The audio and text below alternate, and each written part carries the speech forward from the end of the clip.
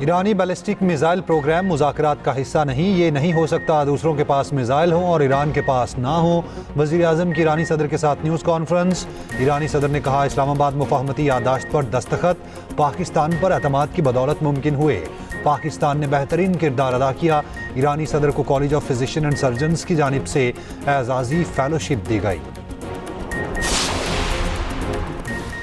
صدر مملکت آصف علی زرداری سے ایرانی صدر مسعود پزشکیان کی ملاقات، دو طرفہ تعلقات بالخصوص علاقائی امن سے متعلق امور پر گفتگو۔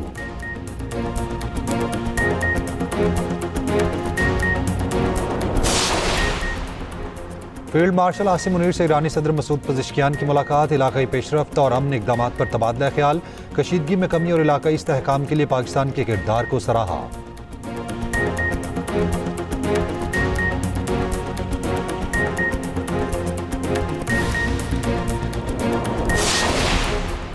ایرانی صدر کے جہاز کو پاکستان انٹری پر شاندار پروٹوکول، F-17 تھنڈر اور F-16 طیاروں کی 6 جہازوں پر مشتمل فارمیشن نے فضائی استقبال کیا۔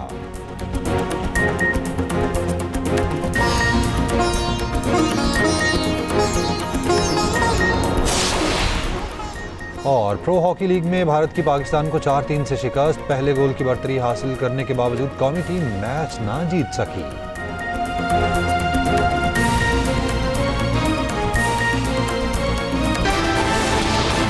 پاک ایران برادرانہ تعلقات نئی بلندیوں پر، ایرانی صدر کا جنگ بندی کے بعد سب سے پہلے پاکستان کا دورہ، ایرانی صدر مسعود پزشکیان کی ایک روزہ دورے پر اسلام آباد آمد، صدر آصف علی زرداری اور وزیر اعظم شہباز شریف نے خوش آمدید کہا۔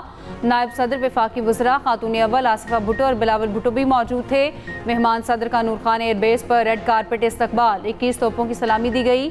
پاک فضائیہ کے لڑاکا طیاروں کی جانب سے خصوصی سلام پیش، روایتی لباس میں ملبوس بچوں نے ایرانی صدر کو پھول پیش کیے۔ مسعود پزشکیان خصوصی طیارے مناب 168 کے ذریعے پاکستان پہنچے۔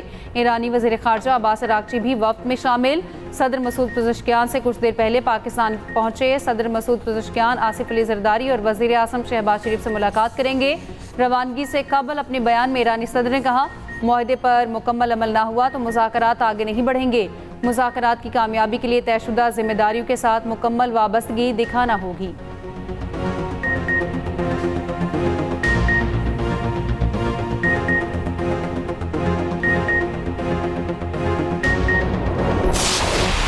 آج الحمدللہ اللہ تعالیٰ کے فضل و کرم سے امریکہ اور ایران کے درمیان نہ صرف جنگ بندی ہو چکی ہے بلکہ اگلے 60 دن میں جبکہ ٹیکنیکل نیگوشیشن ہوں گی اور دوسرے معاملات کے اوپر، چاہے وہ جوہری اثاثے ہیں، چاہے وہ بیلسٹک میزائلز ہیں، چاہے ان کے جو فروزن ایسٹس ہیں، ان کے اوپر گفتگو ہوگی اور پوری امید ہے انشاءاللہ اللہ تعالیٰ کے فضل سے کہ یہ MOU انشاءاللہ 60 دنوں کے اندر ایک لانگ لاسٹنگ ایگریمنٹ ہوگا جبکہ دنیا میں امن قائم ہوگا۔ پاکستان نے ایران امریکہ مفاہمت میں تاریخی کردار ادا کیا، مفاہمتی یادداشت دیر پا اور پائیدار معاہدے کی راہ ہموار کرے گی۔ وزیر اعظم شہباز شریف کا قومی اسمبلی میں خطاب، کہا پاکستان نے خلوص دل سے امن کے لیے کوششیں کی، پوری عالمی برادری پاکستان کے بے مثال کردار کی معترف ہے۔ آج ایک تاریخ ساز دن ہے، ایرانی صدر کے دورہ پاکستان سے دو طرفہ تعلقات مزید مضبوط ہوں گے۔ ایران اور امریکہ کے درمیان جنگ بندی ہو چکی ہے، اگلے 60 روز میں MOU کے مطابق تکنیکی مذاکرات ہوں گے۔ قوی امید ہے امریکہ اور ایران تاریخی معاہدے پر پہنچ جائیں گے۔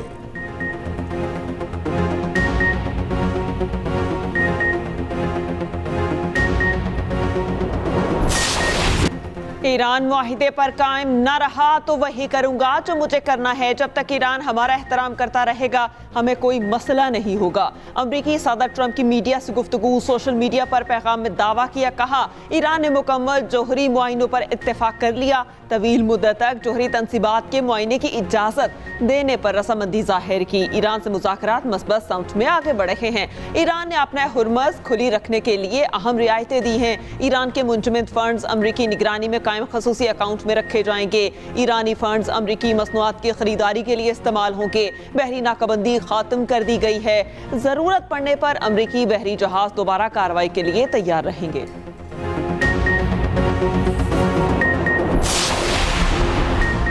ٹرمپ کے ایران پر ممکنہ حملوں کے دھمکی آمیز بیانات پر سوئٹزرلینڈ مذاکرات میں تعطل آیا۔ ایران نے مذاکرات ختم کر دیے اور وفد اجلاس چھوڑ کر چلا گیا۔ امریکہ نے ثالثوں کے ذریعے ایک اور ملاقات کی درخواست کی لیکن ایران نے مسترد کر دی۔ ایرانی اسپیکر باقر کالیباف نے ایرانی میڈیا سے گفتگو میں کہانی بتا دی۔ کہا جے ڈی وینس سے کہا آپ کے صدر نے دھمکیاں دی ہیں۔ ایران کبھی بھی دھمکیوں یا دباؤ کے تحت مذاکرات نہیں کرتا۔ دستخط شدہ مفاہمت کی پہلی شرط یہ ہے کہ کوئی دھمکی ہوگی نہ دباؤ۔ قطری اور پاکستانی ثالث ایرانی وفد سے ملے۔ ایران نے واضح کیا کہ آپ سے بات کریں گے، امریکہ سے براہ راست بات نہیں کریں گے۔ 80 منٹ کے مذاکرات کا اعلامیہ پاکستان اور قطر کی جانب سے جاری کیا گیا۔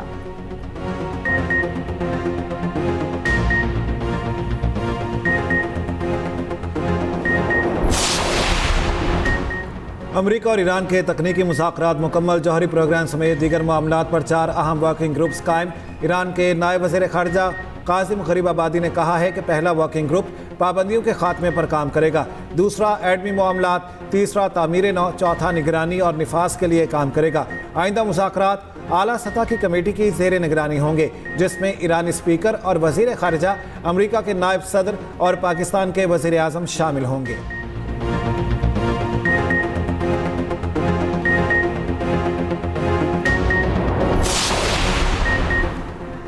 نائب وزیر اعظم اور وزیر خارجہ اسحاق ڈار نے کہا کہ ایران یورینیم باہر بھیجنے کے بجائے اس کی افزودگی کی سطح کم کرے گا۔ نیوکلیر منجمد اثاثوں اور لبنان پر 3 ورکنگ گروپ کام کریں گے۔ عرب میڈیا کو انٹرویو میں کہا کہ اپنے ہرمز سے جہاز 60 روز تک بغیر کسی ٹیرف کے گزر سکتے ہیں۔ جہازوں کو صرف سٹینڈرڈ نیویگیشن یا سروس فیس دینا ہوگی۔ مذاکرات کا اگلا مرحلہ سخت ہو سکتا ہے مگر حتمی معاہدہ قابل حصول ہے۔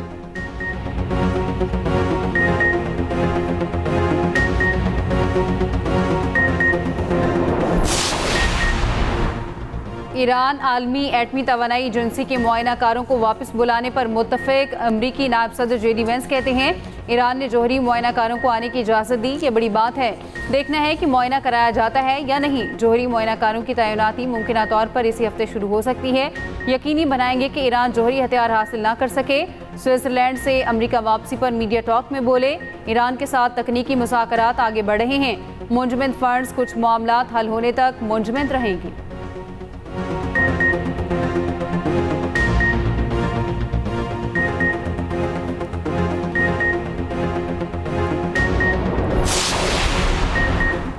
IAEA معائنہ کاروں کو جوہری مقامات کا دورہ کروانے کا ارادہ نہیں۔ لبنان میں جنگ بندی اولین شرائط میں شامل ہے۔ لبنان سے متعلق امریکہ کے وعدے واضح ہیں۔ ترجمان ایرانی وزارت خارجہ اسماعیل بقائی کی نیوز کانفرنس، کہا منجمد اثاثوں کے استعمال پر کوئی پابندی نہیں۔ ایران نے ہر مرحلے پر اپنی خود مختاری کا تحفظ یقینی بنایا۔ ترجمان وزارت خارجہ اسماعیل بقائی کہتے ہیں امریکہ کو تکبرانہ بیان بازی سے گریز کرنا ہوگا۔ امریکہ ایران مفاہمت باہمی احترام اور حقیقت پسندی کی بنیاد پر ہونی چاہیے۔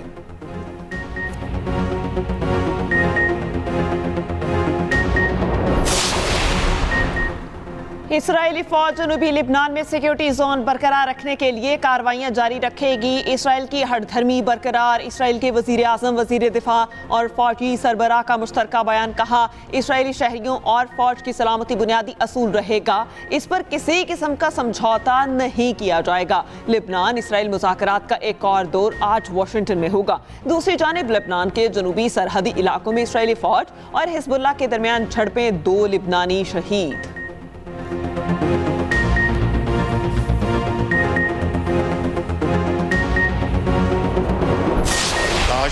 محترم لیڈر دی اپوزیشن محمود اچکزئی صاحب اپنی بات کرنے کے بعد تشریف رکھتے تو میں بڑے ادب سے ان کی خدمت میں بعض معروضات پیش کرتا، لیکن وہ اب تشریف لے گئے ہیں۔ انہوں نے کہا کہ یہ اللیجٹمیٹ گورنمنٹ ہے تو دودھ کا دودھ پانی کا پانی ہو جاتا ہے۔ جناب اسپیکر، 2018 کے الیکشنز کی تحقیقات کر لیں، اگر وہ لیجٹمیٹ گورنمنٹ ہے تو یہ بھی لیجٹمیٹ گورنمنٹ ہے جناب اسپیکر۔ اور اگر ان کو بہت شوق ہے تحقیقات کا تو 2018 سے شروع کرتے ہیں، اس کے بعد 2024 کے الیکشن میں بھی ہم آ جاتے ہیں۔ بات نکلی تو بہت دور تلک جائے گی۔ وزیر اعظم شہباز شریف اپوزیشن پر برہم۔ قومی اسمبلی میں خطاب کے دوران کہا آج ایرانی صدر پاکستان تشریف لا رہے ہیں، آج کا دن اختلافی معاملات اٹھانے کا نہیں تھا اپوزیشن لیڈر نے کہا یہ غیر قانونی حکومت ہے، 2018 کے الیکشن کی تحقیقات کر لیں، دودھ کا دودھ اور پانی کا پانی ہو جائے گا۔ اگر وہ جائز حکومت ہے تو یہ بھی جائز ہے۔ وزیر اعظم کی ایوان میں آمد پر ارکان نے ڈیسک بجا کر استقبال کیا۔ وزیر اعظم کا opposition leader Mahmood Achakzai, chairman P T I barrister Gohar اور دیگر رہنماؤں سے مصافحہ۔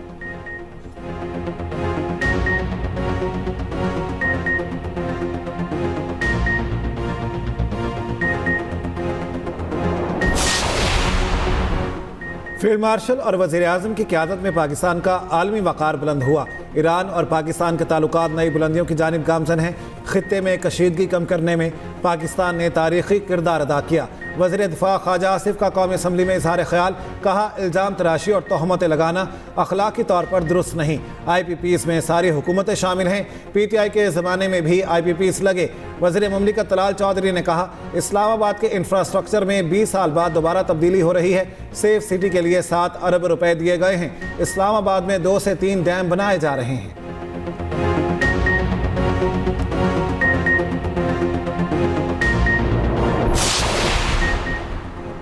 عمرہ کو ٹیکس میں رعایت، غربا کو شکنجے میں جکڑا جا رہا ہے۔ بجٹ پر بحث کرتے ہوئے chairman P T I barrister Gohar نے کہا یہ فائنانس بل رہے سہے کاروبار اور سرمایہ کاری کو بھی برباد کر دے گا۔ بجٹ میں سرمایہ کاری کی پالیسیز کو نظر انداز کیا گیا، سرمایہ کاری کے لیے اقدامات نہیں اٹھائے گئے۔